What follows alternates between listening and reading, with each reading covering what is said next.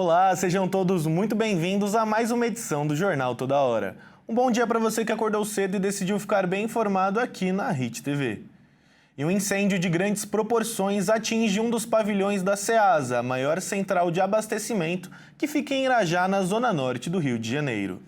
A informação é que pelo menos 28 lojas foram atingidas e ao menos 4 bombeiros foram levados a hospitais da região por exaustão.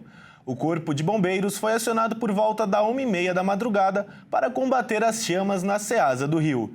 Segundo testemunhas, o incêndio teve início em uma loja de alimentos e se propagou rapidamente para estabelecimentos vizinhos que comercializam plásticos, papéis, bebidas e outros materiais altamente inflamáveis.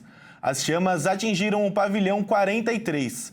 O espaço tem box de hortifruti granjeiros e os demais pavilhões que não foram afetados pelas chamas funcionavam normalmente nesta manhã. Para mais informações, você acompanha ao longo da nossa programação. E mudando de assunto, o presidente da Rússia, Vladimir Putin, acusou as potências europeias de dificultarem as tentativas de um acordo para o fim da guerra com a Ucrânia.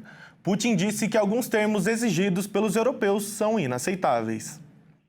O presidente russo, Vladimir Putin, advertiu as potências europeias nesta terça-feira que, se começarem uma guerra contra a Rússia, Moscou estará pronta para lutar e que a derrota das potências europeias será tão absoluta que não restará ninguém para negociar um acordo de paz. Não planejamos entrar em guerra com a Europa. Já disse isso centenas de vezes. Mas a Europa, de repente, decidir declarar guerra contra nós, estaremos prontos agora mesmo. Não há dúvida sobre isso. A questão é, se a Europa começar uma guerra conosco, acredito que será muito rapidamente. Não estamos falando da Ucrânia. Com a Ucrânia, agimos de forma cirúrgica e cautelosa, entende?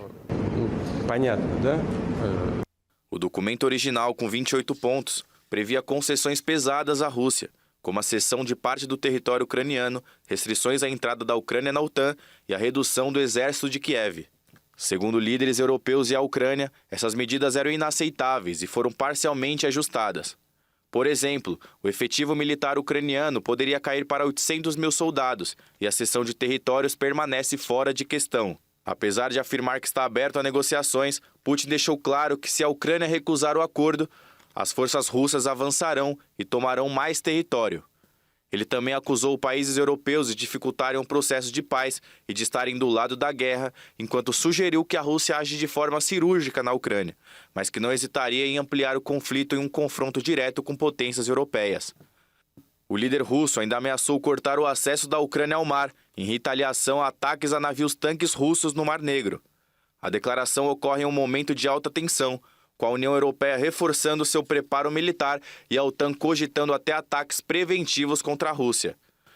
Mesmo após 4 anos de guerra, o conflito mais mortal da Europa desde a Segunda Guerra Mundial, a Rússia ainda não conseguiu conquistar a Ucrânia, que recebe apoio das potências europeias e dos Estados Unidos. E o presidente Lula voltou a telefonar para o presidente dos Estados Unidos, Donald Trump. Na conversa realizada nesta terça-feira, além de reafirmar o pedido para o fim do tarifaço, falou também sobre o enfrentamento ao crime organizado internacional. Ao meio-dia, pelo horário de Brasília, em uma ligação de 40 minutos, o presidente Lula conversou com o presidente dos Estados Unidos, Donald Trump, e defendeu a redução das tarifas sobre os produtos brasileiros que ainda são alvos de sobretaxas. Em nota, o governo brasileiro divulgou que os presidentes falaram sobre temas da agenda comercial, econômica e de combate ao crime organizado. O governo afirmou que foi uma conversa produtiva entre os países e que o Brasil deseja avançar rápido as negociações. Lula indicou que a conversa foi produtiva para a decisão dos Estados Unidos retirarem as taxas de 40% impostas a alguns produtos brasileiros, como frutas, carne bovina e café.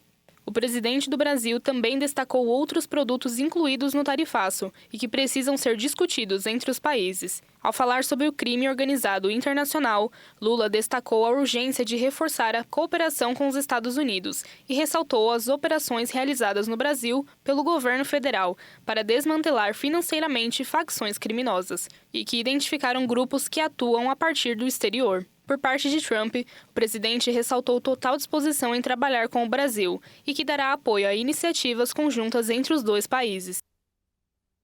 E bom, chegamos ao fim dessa edição, mas não saia daí porque às 10 horas eu volto com mais um Jornal Toda Hora. Te espero aqui.